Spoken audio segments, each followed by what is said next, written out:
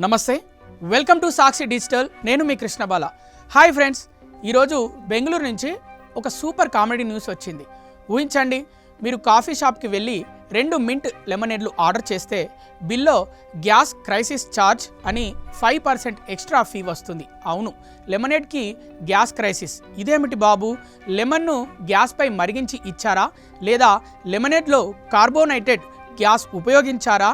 ఈ viral bill వల్ల internet full జోక్స్తో కలకలం మోగిపోయింది. వివరాలు ఈ వీడియోలో చూద్దాం. బెంగళూరు ఇండియాలోనే అతి ఎక్స్పెన్సివ్ సిటీలో ఒకటి. ఇక్కడ ఒక సాధారణ లెమనేడ్ 179 రూపాయలకి అమ్ముతున్నారు. బయట 10 నుంచి 15 రూపాయలకు దొరికే నిమ్మకాయ సోడా ఇక్కడ రాయల్ ట్రీట్మెంట్. ఇప్పుడు థియో కెఫే అనే కెఫేలో ఒక కస్టమర్ 2 మింట్ లెమనేడ్లు తీసుకున్నాడు. బిల్ చూస్తే డ్రింక్స్ 358 రూపాయలు, 5% డిస్కౌంట్ తర్వాత కొంచెం తగ్గింది, జిఎస్టీ జోడించారు. అంతేకాదు, టాప్లో గ్యాస్ క్రైసిస్ ఛార్జ్ 5% అని 17 రూపాయల 1 పైసా ఎక్స్ట్రా, ఫైనల్ బిల్ 374 రూపాయలు. ఇదేమిట్రా సామి, లెమనేడ్ తయారీకి గ్యాస్ స్టవ్ పై నీళ్లు మరిగించారా లేదా లెమన్ను గ్యాస్ ఓవెన్లో రోస్ట్ చేశారా? ఈ బిల్ ఫోటో ఎక్స్లో వైరల్ అయింది. ఒక user post, gas crisis charge on a lemonade అని, సోర్స్ ఆర్బై బెంగళూరు. ఇంకా చాలా జోక్స్ పరుగులు తీశాయి. నింబు గరం కర్కే డాలా హే క్యా అని ఒకరు, అంటే లెమన్ను వేడి చేసి ఇచ్చారా అని మరొకరు. నెక్స్ట్ ఏంటి, బెంగళూరు వాతావరణం మారినందుకు ఛార్జ్ వేస్తారా?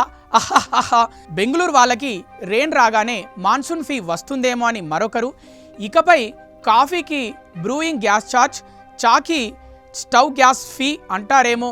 కొందరు కెఫేను డిఫెండ్ చేశారు. ఎవరైనా 179 రూపాయలకు లెమనేడ్ కొనగలిగితే మరో 17 రూపాయలు ఏమిటి, అసలు డిస్కౌంట్ 18 రూపాయలు ఇచ్చారు కదా, అది క్యాన్సిల్ అవుతుంది అని ఒకరు. అవును సార్, మనం రాజకుమారులం అయిపోయామా? లెమనేడ్ కోసం రాయల్ బడ్జెట్ ఉందంటే గ్యాస్ క్రైసిస్ ఫీ కూడా రాయల్ ట్యాక్స్లా తీసుకోవచ్చు.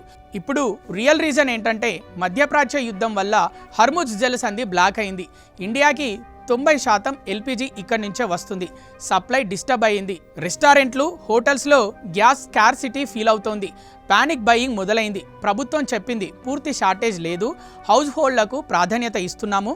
కమర్షియల్ సేల్స్ పాక్షికంగా రెజ్యూమ్ అయ్యాయి. కానీ కేఫ్ వాళ్ళు ఆలోచించాలి, ఏంట్రా గ్యాస్ ధర పెరిగితే మనం నష్టపోతాం కదా, లెమనేడ్ పైనే ఫీ వేద్దాం.